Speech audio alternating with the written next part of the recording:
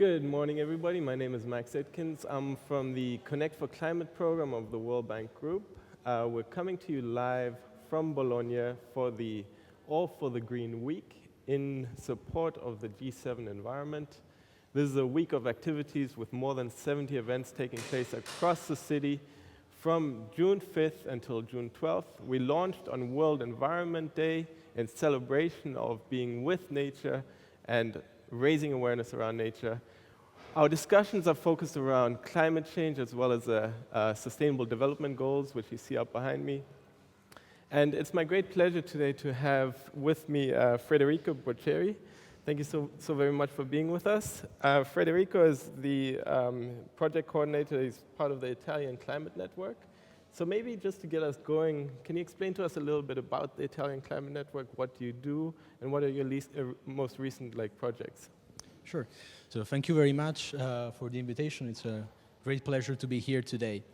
So Italian Climate Network is an Italian NGO working on climate change issues. It was founded in 2011, and we are active to try to act as a bridge between the science, the negotiations, and the public. So all our activities are centered at trying to make simple concepts that sometimes are not so easy to understand, both in terms of scientific knowledge and in terms of the negotiating process that is bringing, for instance, the Paris Agreement forward. We are currently active in many different activities, ranging from the divestment campaign to live reporting from the climate negotiations, so like the conferences of the parties. And also we are active in empowerment. So we are empowering young people through our youth section, which is the first Italian youth climate movement being created.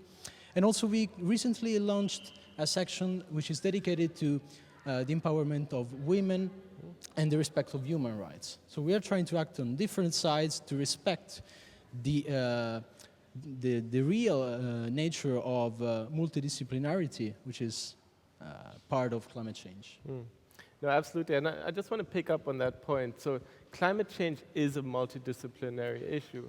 As we were discussing earlier, it is not an environmental issue, it's really a societal issue, it's an economic issue, it's a financial issue, and it touches upon all the SDGs, all the Sustainable Development Goals, which are 17 goals that were laid out by the UN in 2015.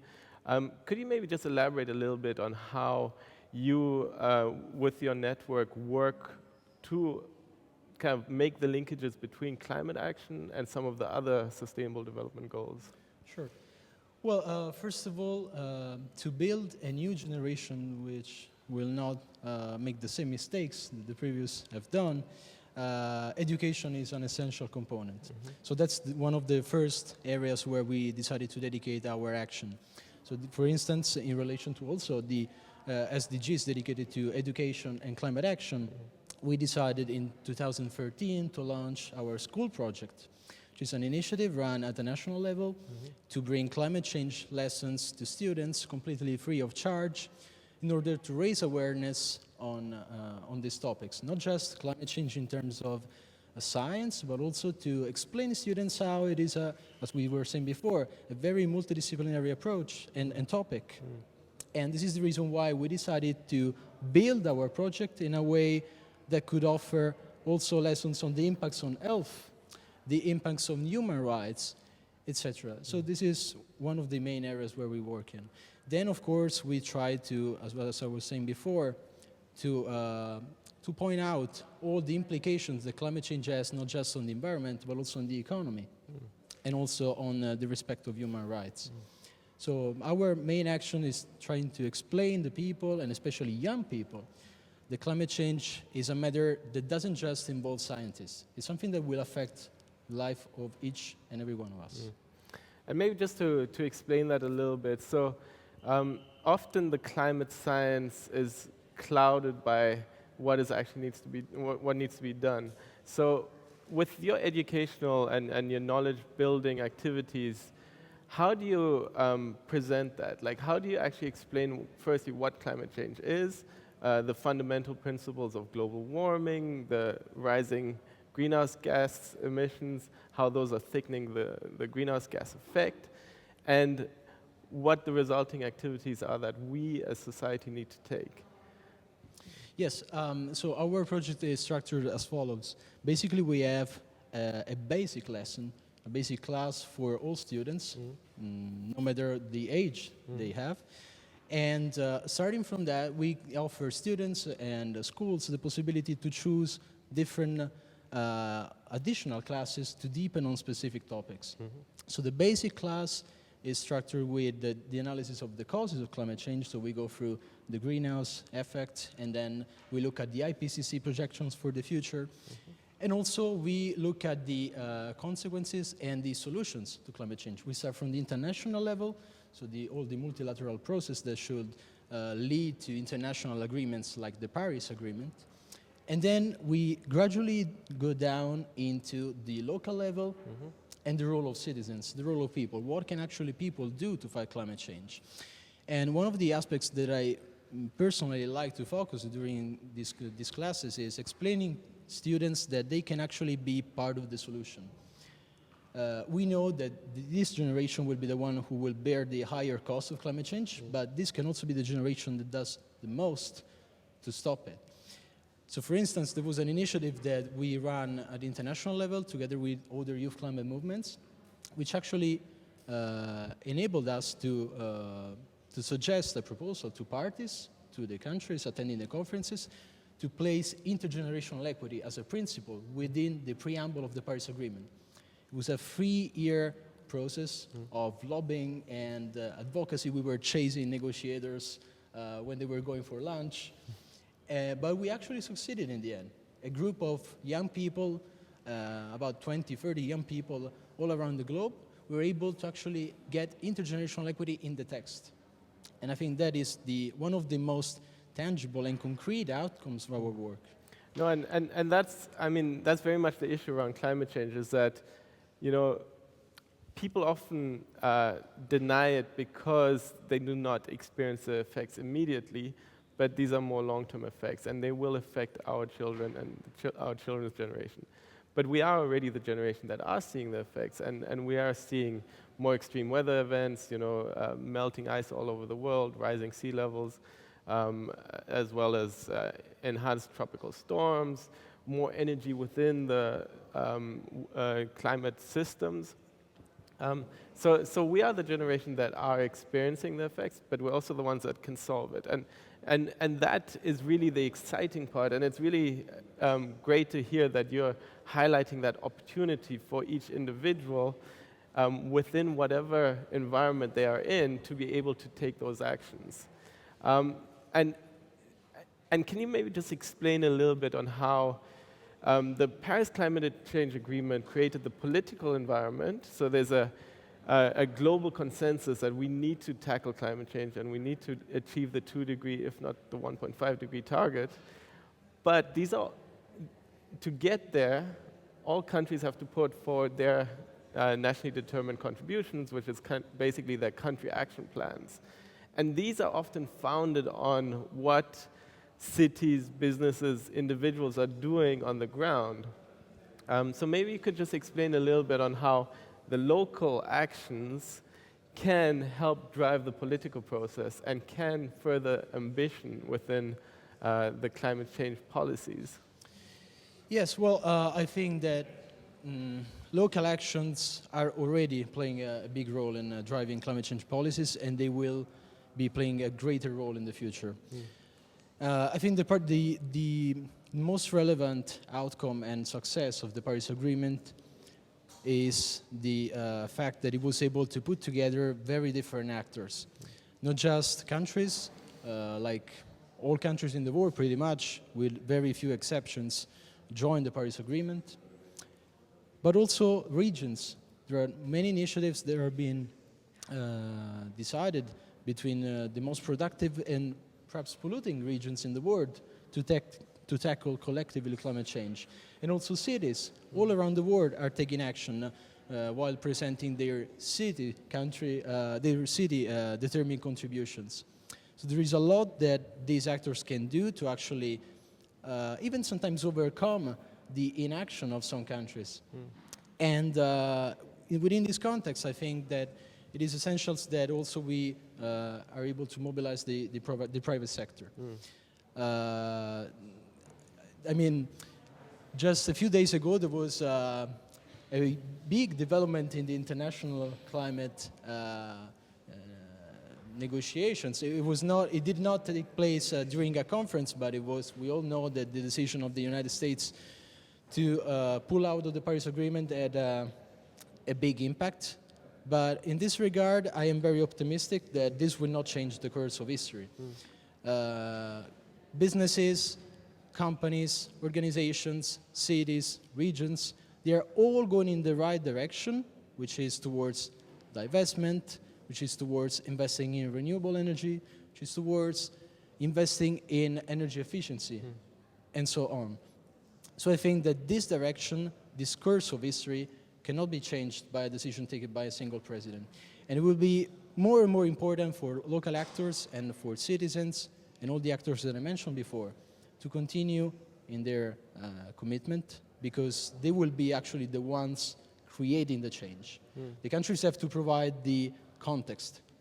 They have to explain and perhaps to facilitate this transition, but the real actors are both from the public and the private sector, and also the citizens. There is a huge potential, especially if we think of the political will. Sometimes a topic is not a priority for a politician if it's not a priority for his voters. So if we are able to actually empower people and to explain them the importance of climate change, not just to protect the environment, but also for our future economy, then I'm sure that this topic will become a priority for them, and as a consequence will become more and more a priority for politicians.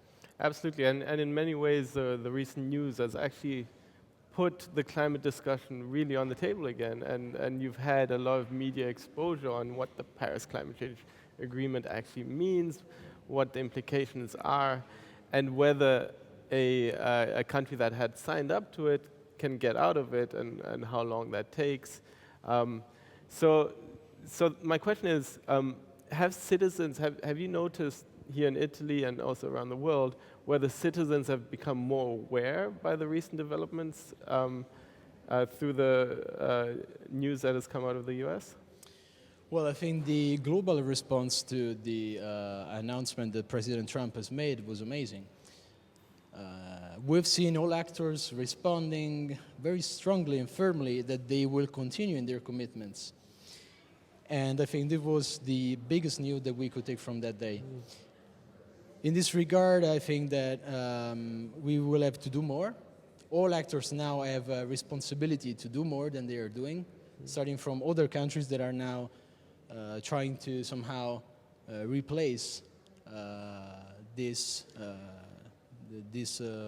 role that the United States were assuming with the previous presidency. But not just these countries, we need more contributions from all other actors. But I'm very positive because given the response that, especially, I was particularly touched by the response that some CEOs from some big companies and organizations gave. Some of them actually gave a very strong response, and I think that is the one that citizens feel the most. Like if the CEO of a very famous social media or a very famous company makes a statement against the idea of stepping back from the commitments at the international level on climate change, that is something that citizens feel more than the words of a leader, a political leader. So I'm very positive, and I think that nothing is going to change the process. And I also trust that in the next few months, this will not just end as a result of the announcement that was made, but this new empowerment will continue through the years, because that is what we really need to implement the Paris Agreement. The Paris Agreement is not to be considered as a legal text where we have to analyze the words to see how ambitious it is. The Paris Agreement is not perfect, we know that. The nationally determined contributions that were attached to it are not enough yet. They're not in line with the 2 degrees target, so not even the the 1.5 is still way out of reach, but there is a lot that we can do. And I think that we really need to keep working on that direction, and I think that we will make it. I am very positive. Absolutely, and the role of young people are going to be fundamental in that, because we're seeing a lot of youth leadership that is rising up and is showing the direction. Increasingly, as global leaders are almost becoming younger and are being replaced by today's generation, we are seeing a rise in ambition, and it is an exciting time. So maybe what is your final message for young people out there? What is the message you want to leave with this generation? Well, it's not easy to find a single message, but perhaps that would be, don't put yourself limits. I think that the result of our activity on intergenerational equity was very relevant for that. Like, personally, I would have never thought that just a few years ago that I would be able, together with other people, to actually make sure that a principle was placed into an international agreement. That was something that really, I mean, I could never imagine. And I think that young people need to believe that they can actually be part of the change.